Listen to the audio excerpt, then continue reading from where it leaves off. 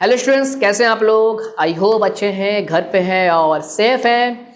As always I am your Rishabh Upadhyay from your favourite सा channel physics Gyan से। तो student, आज का ये वीडियो मैं आपके लिए बहुत ही इंपॉर्टेंट लेके आया हूँ, क्योंकि आज के वीडियो में मैं डिस्कस करूँगा उस नई शिक्षा नीति पे जो शिक्षा नीति हमारा 34 साल बाद चेंज किया गया है। आपको ये जान के थोड़ा हैरानी होगी कि अभी तक जिस शिक्षा नीति में आप स्टडी कर रहे थे वो शिक्षा नीति आपका 34 साल पुराना हो चुका था।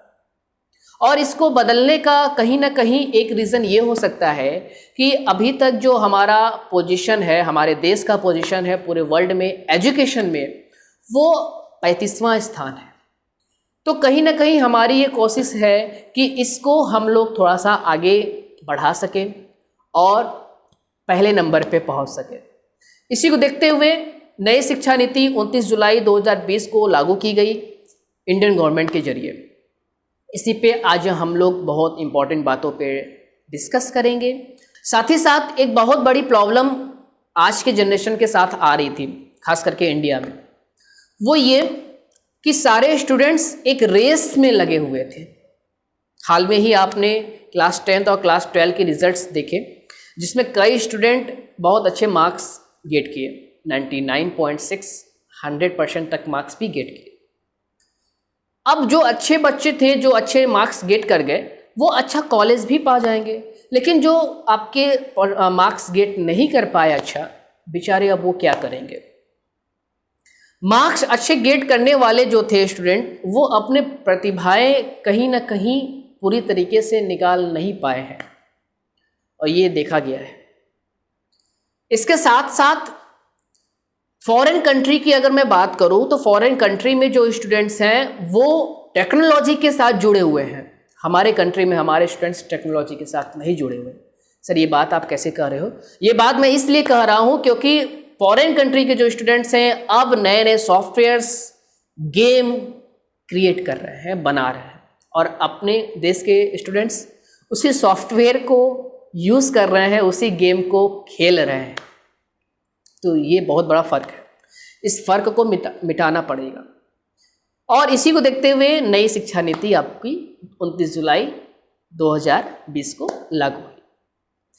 इसको मैं बहुत अच्छे तरीके से आपको बताऊंगा, लेकिन उससे पहले एक बात और मैं आपको बता दूं कि अभी हम लोग अपने मानव संसाधन मंत्रालय को बदल दिए हैं, और अब हम उसको शिक्षा मंत्रालय से जानेंगे। साथ ही साथ जो हमारे रमेश पोखरियाल जी थे, वो अब नए हमारे शिक्षा मंत्री होंगे।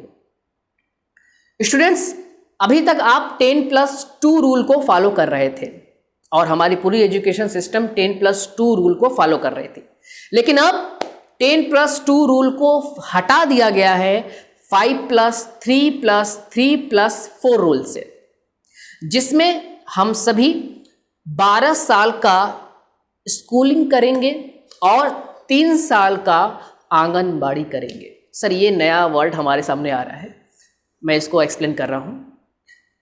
इसमें हम लोग जो स्टार्टिंग के बच्चे के 5 साल है, मतलब कोई भी बच्चा एजुकेशन लेने के लिए जब तैयार हुआ तो उसके जो 5 साल हैं स्टार्टिंग के, उसमें से 3 साल वो प्री एजुकेशन गेट करेगा, और उस 5 साल के 3 साल तो यूज हो गए, बचे 2 साल, बचे 2 साल। तो जो 2 साल होंगे वो 2 साल वो क्लास 1 और क्लास 2 की स्टडी करेगा, और ये पूरे जो 5 साल हैं, ये 5 साल वो अपनी मातृभाषा में पढ़ सकता है। मातृभाषा में मतलब ये कि वो चाहे हिंदी में पढ़ सकता है, चाहे तेलुगु में पढ़ सकता है, चाहे मराठी में पढ़ सकता है, चाहे पंजाबी में पढ़ सकता है। उसकी जो घर की लैंग्वेज हो, जो लैंग्वेज उसके माता पिता बोलते हो, उस लैंग्वेज में वो अपने स्टार्टिंग के 5 साल की स्टडी कर सकता है। मतलब इंग्लिश कंपल्सरी 5 साल के लिए नहीं हुआ एक तरीके से।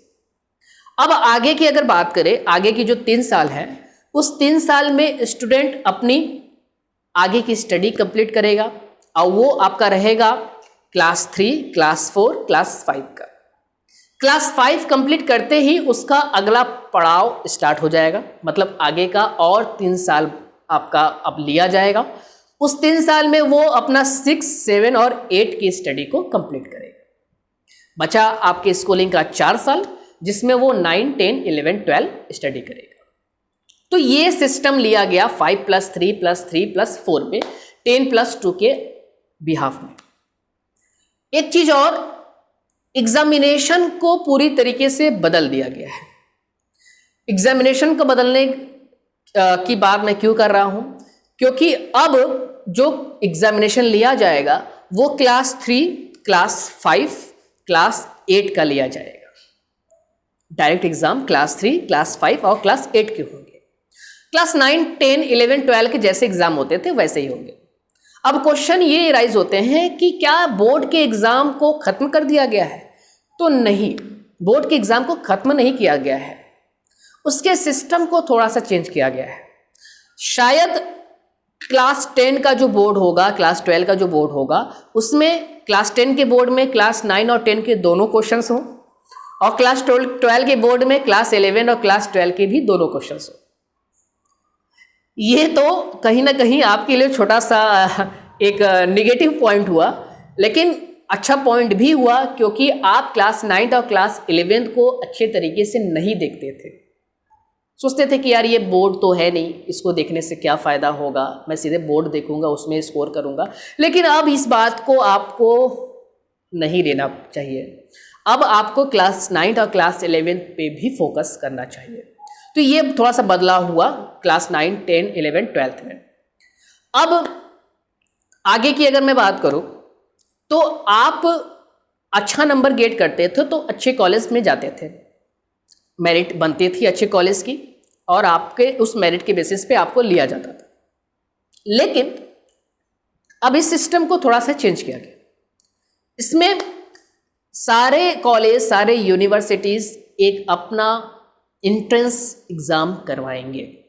जिस एंट्रेंस एग्ज़ाम का जो मेरिट होगा, और साथ ही साथ आपके कुछ परसेंटेज क्लास 10 और क्लास 12 के मेरिट होंगे, इन दोनों को मिला के जो आपकी मेरिट बनेगी, उसके बेसिस पे आपको आगे की एजुकेशन में एंट्री दिया जाएगा। तो कहीं ना कहीं बोर्ड के प्रायोरिटी को थोड़ा सा कम किया गया।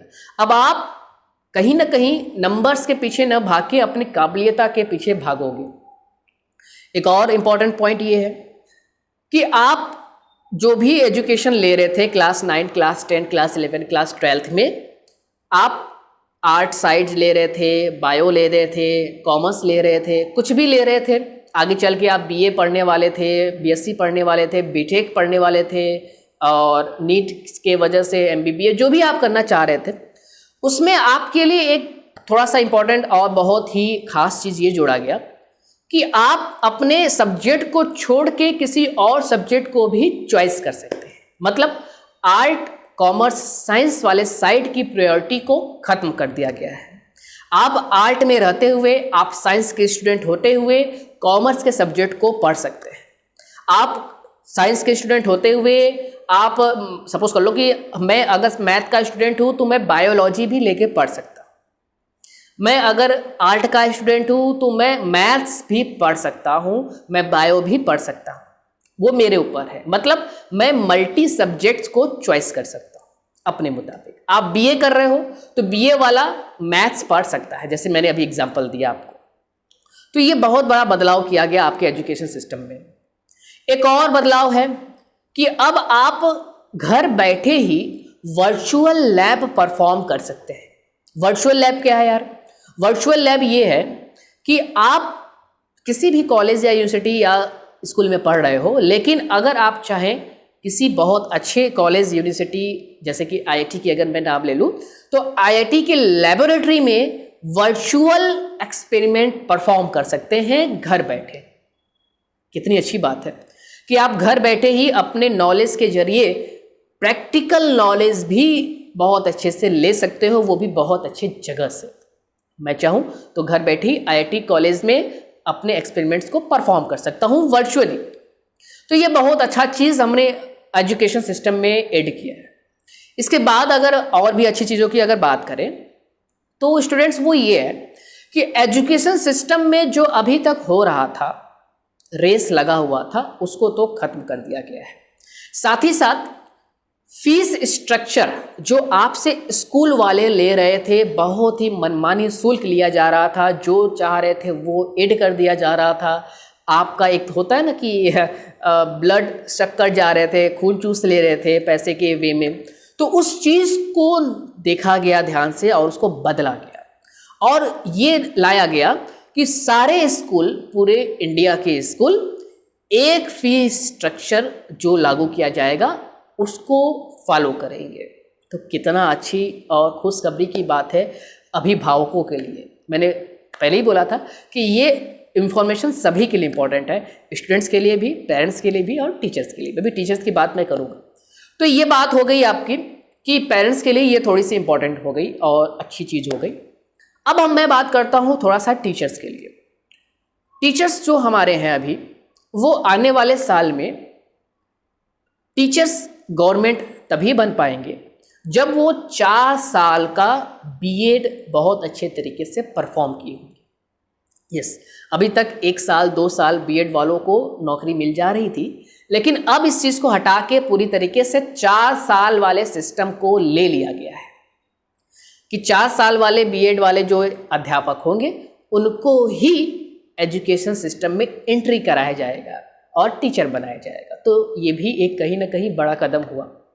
अब आगे अगर मैं बात करूँ यूनिवर्सिटीज़ की, तो यूनिवर्सिटीज़ जैसे कि हमारे इंडिया के deemed university, central university and state alone university, ये सभी जो यूनिवर्सिटीज़ थी, वो यूनिवर्सिटीज़ अब एक सिस्टम फॉलो करेंगे। एक सिस्टम होगा, एक रूल होगा, एक रेगुलेशन होगा सभी यूनिवर्सिटीज़ की। तो ये यूनिवर्सिटीज़ पे भी एक अब नज़र रखी जाएगी कि आप बच्चों के साथ बहुत ज़्यादा शोषण न करें और एजुकेशन के सिस्टम के साथ खिलवाड़ न करें। तो ये भी उनके ऊपर नज़र रखने के लिए इस एजुकेशन सिस्टम में बदलाव किया गया। एक और इन्फॉर्मेशन है उन स्टूडेंट्स के लिए जो स्टूडेंट्स बीए करके, एमए करके, एमफिल करके, पीएचडी करते थे, फिर डॉक्टरेट की डिग्री लेते थे, लेकिन अब आप डायरेक्ट बीए करके, एमए करके डायरेक्ट पीएचडी कर सकते हैं। एमफिल को निकाल दिया गया है। ठीक है, तो ये बहुत अच्छी चीज़ है उनके लिए, उनके साल भी बच गए, थोड़ी सी मेहनत भी बच गई। तो हमारे एजुकेशन सिस्टम को अब क्वालिटी पे डिपेंड किया गया, प्रैक्टिकल पे डिपेंड किया जा रहा है, साथ ही साथ यूटिलाइजेशन ऑफ टाइम पे डिपेंड किया जा रहा है। तो इन सभी बड़े बदलाव के साथ ये एजुकेशन सिस्टम लाया गया है और एक बहुत ही खास बदलाव किया गया है जो सभी के लिए इंपॉर्टेंट है। वो खास बदलाव है मल्टी एंट्री और मल्टी एग्जिट का। मल्टी एंट्री और मल्टी एग्जिट क्या है, ध्यान से समझिएगा इसको। जैसे कि आप 12th के बाद बीएससी कर रहे हैं या बीए कर रहे हैं या बीटेक कर रहे हैं या बी फार्मा जो भी कर रहे हैं, और साल 2 साल आपने किया, but due to financial problem, due to some issue, due to any problem, आप अपने एजुकेशन को आगे नहीं बढ़ा पा रहे हो, अपने पढ़ाई को आगे नहीं कर पा रहे हो, तो आप उसको वहीं पे क्विट कर सकते हो। क्विट कर सकते हो। क्विट करने के बाद आप ये सोचोगे कि मेरा ये 2 साल पीछे का बर्बाद हो गया, तो मैं आपको ये बता दूं कि आपका अब ये 2 साल बर्बाद नहीं होगा। अब इस 2 साल की आपको सर्टिफिकेट दिया जाएगा, डिग्री दी जाएगी। आपने अगर 1 साल कंप्लीट किया तो 1 साल की डिग्री होगी, 2 साल आपने कंप्लीट किया तो 2 साल की डिग्री हुआ, और आप उसी के बीच में किसी और प्रोग्राम में इंटर कर सकते हो। ये हो गया आपका multi entering and multi exiting. तो कितना अच्छी चीज़ें हैं। एक इम्पॉर्टेंट और ख़ास बात ये कि हमारी जो गवर्नमेंट ऑफ इंडिया है वो हायर एजुकेशन पे बहुत ज़्यादा फोकस करने वाली है, क्योंकि अभी तक हम लोग 4.3% अपने जीडीपी का यूटिलाइज कर रहे थे हायर एजुकेशन पे, लेकिन अब 6%, ये बहुत बड़ा है, 6% यूटिलाइज किया जाएगा जीडीपी का हायर एजुकेशन पे। तो अब कहीं ना कहीं एजुकेशन पे बहुत अच्छे तरीके से वर्क करने वाले हैं हम लोग, और अब जो स्टूडेंट्स निकलने वाले हैं वो काबिलियत के साथ निकलने वाले हैं। सर ऐसा आप क्यों कह रहे हैं? क्योंकि मार्कशीट जो आप अभी तक देखते थे स्टूडेंट्स का, किसी भी स्टूडेंट का, क्लास 1 2 3 4 5 6 7 8 9 10 11 12, किसी भी स्टूडेंट का आप जो मार्कशीट देखते थे, उस मार्कशीट में अभी तक केवल नंबर लिए जाते थे, नंबर दिए जाते थे। लेकिन अब इस नंबर के साथ में बहुत ही इंपॉर्टेंट बातों को भी रखा जाएगा, जिसमें उसका हाइट, वेट, स्पोर्ट्स में वो कैसा है, कबड्डी कैसा खेलता है, बास्केटबॉल कैसा खेलता है, क्रिकेट कैसा खेलता है, ये सारी बातें उसमें नोटेट की जाएगी। उस स्टूडेंट का व्यवहार कैसा है, वो स्टूडेंट डिसिप्लिन कैसा फॉलो करता है, वो स्टूडेंट एजुकेशन के अलावा किस और फील्ड में बहुत अच्छा करता है, इनोवेटिव आइडिया को लेता है कि नहीं लेता है, इन सभी बात को भी एजुकेशन आपके रिजल्ट में लिखने वाला है। तो अब आपका रिजल्ट केवल नंबर नहीं बताने वाला है, अब आपका रिजल्ट काबिलियत बताने वाला है। हालांकि बहुत और भी बातें हैं, बहुत और भी चेंजेस हैं जो किया गया है, लेकिन ये मुख्य चेंजेस थी, इंपॉर्टेंट चेंजेस थी जो मैंने आज आपको बताई है। तो इसी के साथ मैं आपसे अलविदा लेना चाहूँगा और आई होप आपको ये वीडियो पसंद आया होगा और आप इसको फॉरवर्ड ज़रूर करेंगे, अपने और भी साथियों को ज़रूर बताएंगे। Thank you everyone for giving you such a important time for us. Then फिर मिलते हैं, घर पे रहिए, सेफ रहिए, नमस्कार।